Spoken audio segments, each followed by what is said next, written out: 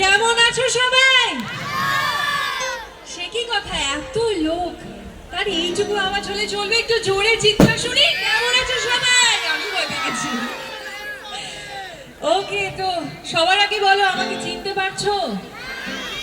হ্যাঁ না না, এদিক থেকে বলছেন না, তোমাদের চেনার কথা নয়, কিন্তু যারা দেখতে তারা চিনতে পারছো কি না গো? চিনতে পারছো না? দাদা তুমি বলো, তুমি সিরিয়াস